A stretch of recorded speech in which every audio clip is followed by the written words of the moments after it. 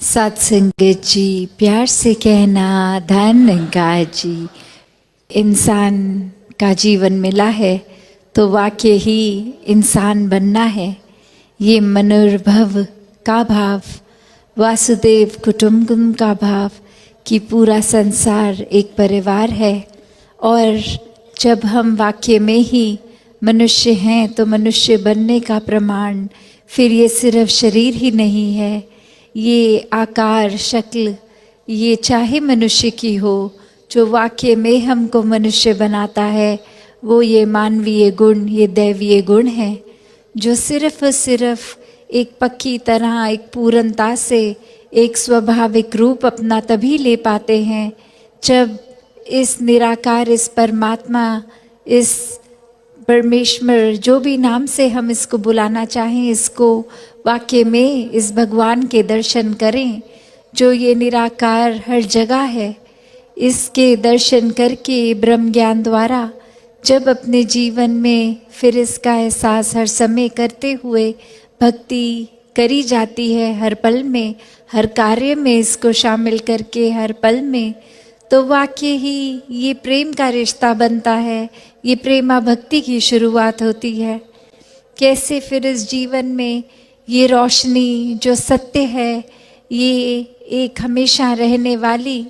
क्योंकि ब्रह्म ज्ञान हमेशा के लिए है, ये परमात्मा, ये निराकार हमेशा ही है, उपस्थित है, हमेशा ही रहेगा। तो कैसे इसको एक इंसान जीते जी ही देख सकता है। और ये सिर्फ वो बात नहीं कि एक बारी ही देखा जाए, ये तो फिर एक बारी पहले जैसे ही ब्रह्म ज्ञान मिलता है तो ताउम्र हर पल के लिए देखा जा सकता है। जैसे अक्सर हम सुनते हैं कि जब आँख खुले तब सवेरा,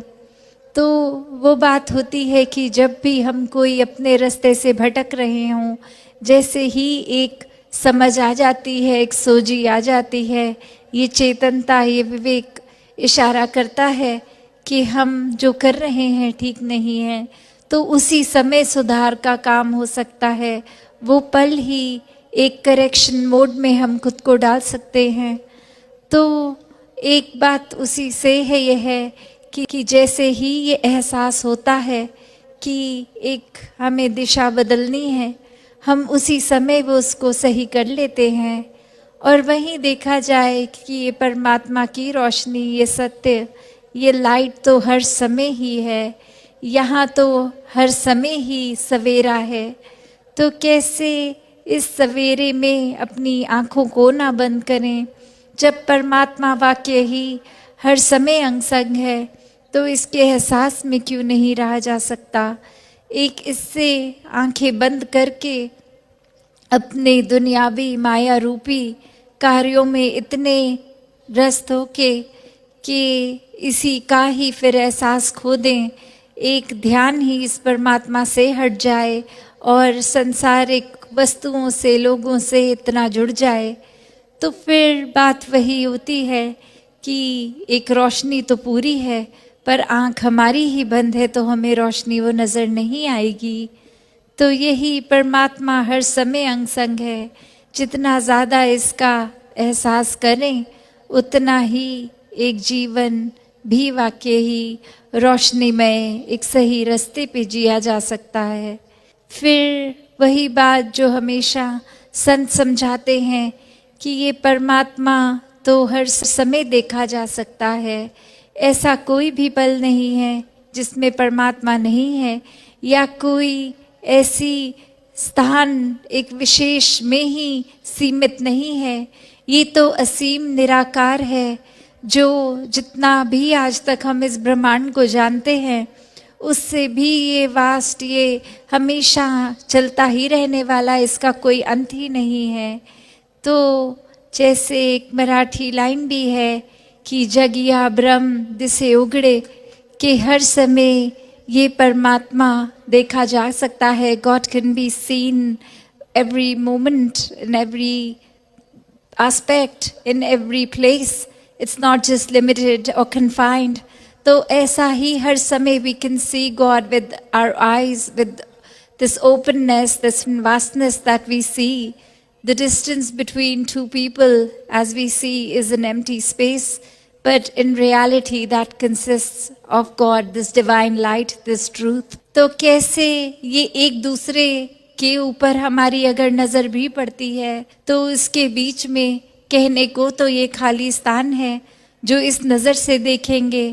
पर ब्रह्मज्ञानियों को, ये संतों महात्माओं को पता है कि ये खाली जगह भी खाली नहीं है, इसी में परमात्मा है, इसी का जो ये खाली स्थान नहीं कोई ऐसा जहाँ परमात्मा नहीं है, ये इंसानी शरीरों के अंदर भी यही परमात्मा है जो अंग संग हमेशा हर जगह है। तो कैसे अपने जीवन में जब ये बात घर कर लेती है, ये समझ आ जाता है ब्रह्म ज्ञान, तो हर पल ये बेरंगे रूप में ही ये परमात्मा हर एक में भी दिखता है, एक इस रूप में भी निराकार की जो समझ आ जाती है। फिर एक मन वाक्य ही मनुष्यता की ओर जाता है, फिर ये दैवीय गुण, ये मानवीय गुण स्वयं ही आ जाते हैं। और यही बात फिर सुकून की भी आती है कि कैसे ये एकत्व में सुकून है, ये एकत्व, ये रिश्ता, ये परमात्मा और इस आत्मा का, कि जब इस आत्मा को पता चल जाता है कि वाकई ही एक असली रूप क्या है इसका, चाहे शरीर में है पर शरीर इसकी असली पहचान नहीं है,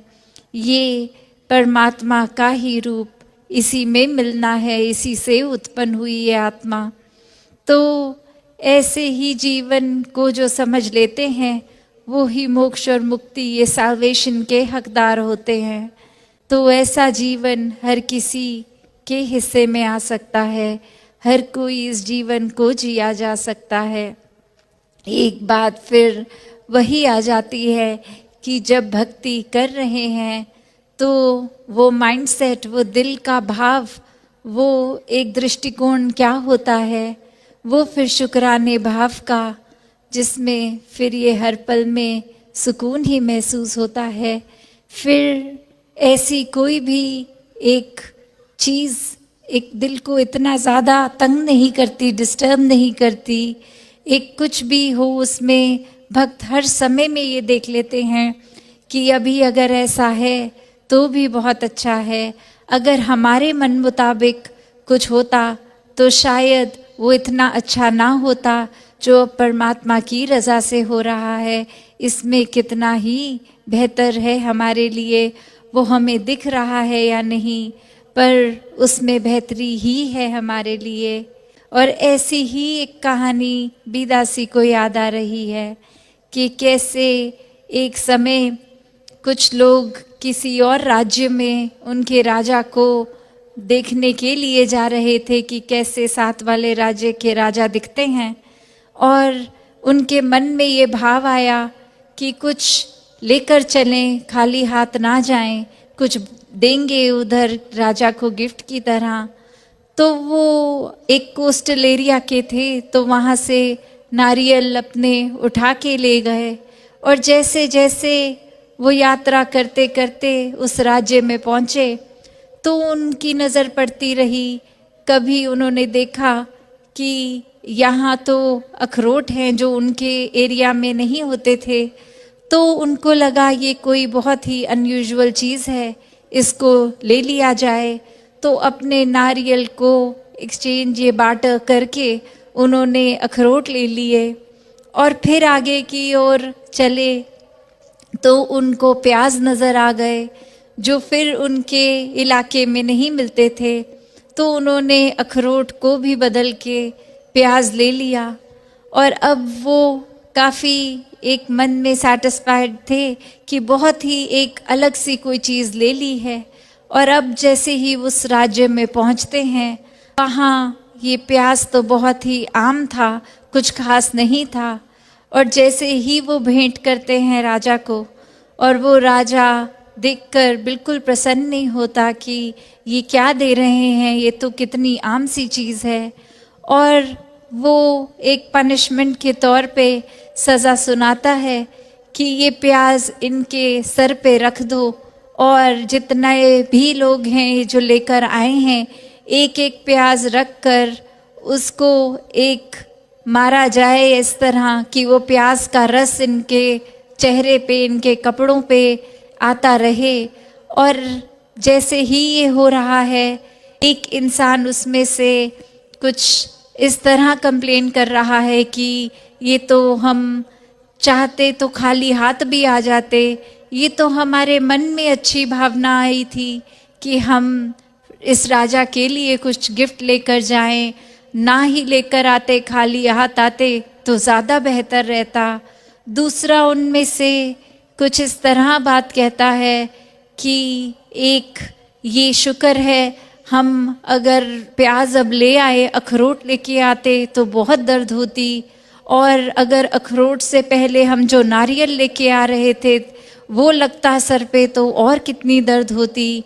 और कोई इस चीज़ का भाव इस तरह भी ले रहा है कि चलो ये अगर ऐसा हो भी रहा है तो वो कुछ पल के लिए ही हो रहा है, जितनी देर तक ये प्याज है उतनी देर ही होगा, फिर समय टल जाएगा।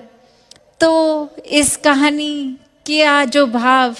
ये एक चाहे असली कहानी हो नहीं हो, ये चाहे थोड़ी ह्यूमर एक हंसी के ऊपर आधारित है या नहीं, वो भाव नहीं है। भाव ये है इस कहानी से सीखने वाला कि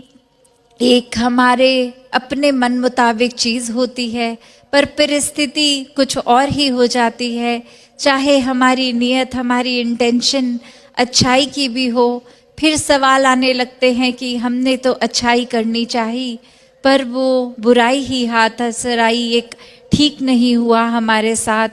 या फिर एक अपनी ही एक चुनाव को, एक डिसीजन मेकिंग पे क्वेश्चन आता है कि ऐसा हमने किया ही क्यों। या फिर एक उसमें भी शुक्राना भाव आ रहा है कि चलो ये सीमित समय तक ही है, ये समय भी निकल जाएगा।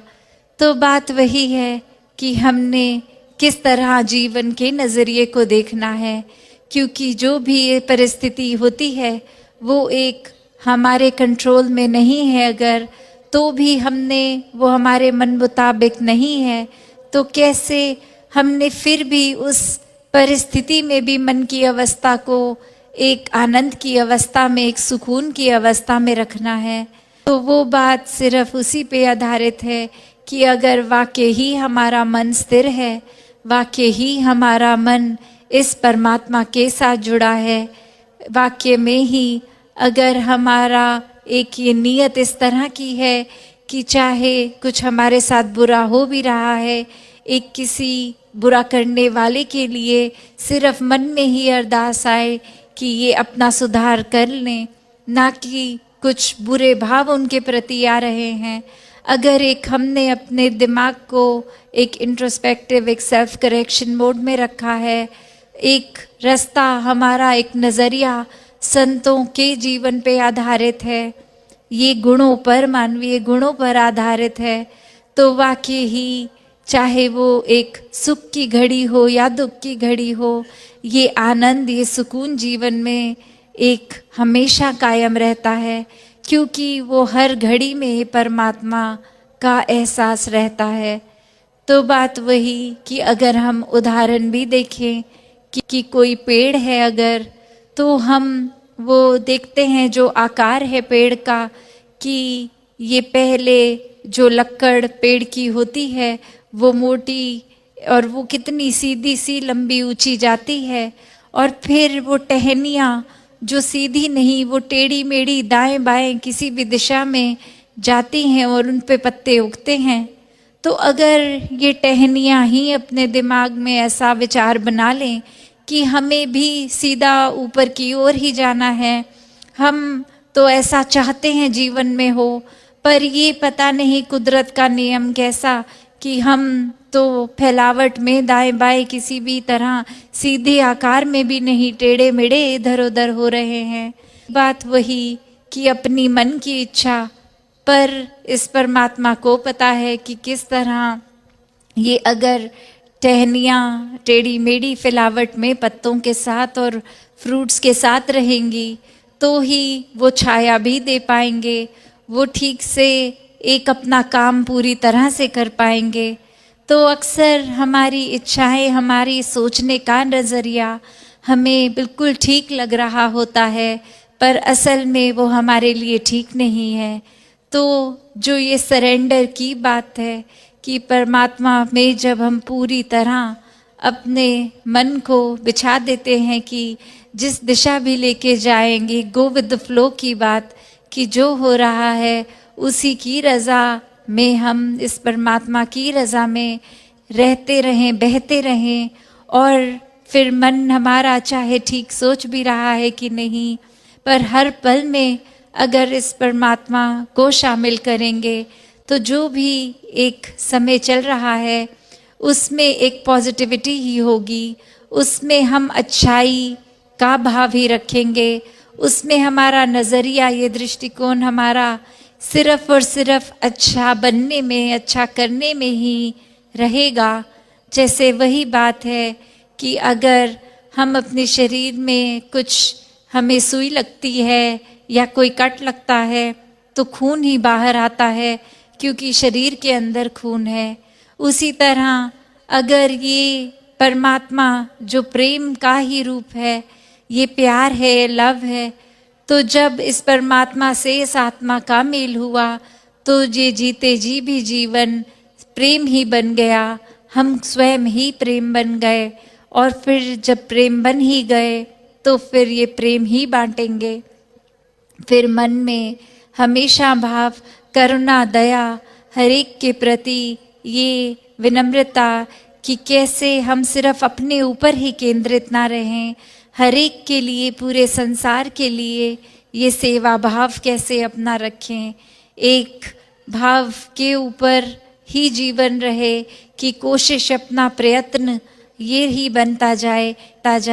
कि हर एक के जीवन में ये मिठास बांटे, ये आराम बांटे, और कैसे हर एक की आत्मा की जो तड़प है उसको इस परमात्मा के साथ ये ब्रह्म ज्ञान द्वारा एकत्व मिल जाए और वो भी एकत्व में सुकून में रहें। और कैसे फिर ये इंसानी गुण बनने, ये इंसान बनना बहुत ही आराम से, सहजता से हो जाएगा। तो वैसे ही अगर हम सब इंसान ऐसा सोच लें कि हमें ह्यूमन वैल्यूज़ का अपने जीवन में एक कॉन्स्टिट्यूशन का को अडेप्ट करना है, हर एक का जीवन उन्हीं गुणों पे रहेगा, कैसे फिर एक जीवन में हमारे सिर्फ एक नज़रिया अच्छाई ग्रहण करने का, अच्छाई देखने का बना रहेगा, एक खुद के सुधार के ऊपर ही फोकस रहेगा, एक दूसरों पे टिप्पणी नहीं करेंगे, एक अपने ऊपर ही केंद्रित कि अगर किसी की बुराई दिख भी रही है तो पहले अपने अंदर झांकेंगे कि क्या उसकी बुराई उछालनी ज़रूरी है या अपने अंदर जो अनगिनत बुराइयां हैं उनका सुधार करना ज़्यादा ज़रूरी है। तो कैसे जीवन में हर कोई एक वाकई ही असली मनुष्य बनकर जी सके, एक मुबारक जीवन जी सके, पूरी मानवता के कल्याण के लिए प्यार बन के हर एक को एक जानकार हो, चाहे अजनबी हों या ऐसे संसार के अन्य लोग जिनसे कभी मुलाकात भी नहीं होगी, फिर भी मन में हर एक के लिए ये प्यार का भाव आ सकता है। हर एक के चाहे बैकग्राउंड्स डिफरेंट है, खाना पीना रंग कैसा भी है, पर ये प्यार की वजह से एक्सेप्टेंस है कि शायद एक नेचर, एक व्यवहार हर एक का अलग है, फिर भी सब इस परमात्मा की ही अंश है। तो हर एक में एक अपना ही अक्स नज़र आता है, अपनी ही रिफ्लेक्शन लगती है, और हर एक से फिर प्यार करना बहुत ही आसान हो जाता है। तो भक्तों ने हमेशा यही सिखाया है, जितना इस परमात्मा के रंग में रंगे रहेंगे, इसके प्यार में चूर रहेंगे, उतना ही हमारा सुधार होता जाएगा, उतना ही हम प्यार बनते जाएंगे, और फिर बहुत एफर्टलेसली ये अच्छे गुण हम में आएंगे जो हमें हर जगह एक बिना किसी मेहनत के वो बटोरे जाएंगे, आराम से बांट सकते हैं फिर वो। तो बस अपने ऊपर केंद्रित रहकर अपनी भक्ति, जो एक हर एक का बहुत ही यूनिक रिश्ता है, अब भक्त और भगवान का, ये निराकार के साथ हमारे मन का नाता, ये अपनी भक्ति पे ही फोकस करें, एक दूसरे के ऊपर नहीं कि ये अगर कुछ ऐसा कर रहे हैं तो जीवन में इनको उपलब्धि मिल रही है, हमें नहीं मिल रही, तो शायद इनका जो करने का तरीका है उसको अपना लिया जाए, शायद वो उपलब्धि उस वजह से मिल रही है, पर ऐसा है नहीं। तो हमें अपनी भक्ति को, खुद को, अपना रिश्ता इस निराकार से इसलिए नहीं बनाना कि कुछ उपलब्धि मिल जाएगी, कुछ धन मिल जाएगा अगर भक्ति करेंगे, शरीर की पीड़ा खत्म हो जाएगी। ये भक्ति इसलिए की जाए क्योंकि परमात्मा प्रेम है और हमें परमात्मा से प्यार है। सिर्फ प्यार की वजह से ये बेशर्त एक भक्ति बने, ये प्रेमा भक्ति बने, हर कोई ऐसी ही प्रेमा भक्ति को करता चला जाए। सात संगत जी, धन्यवाद जी।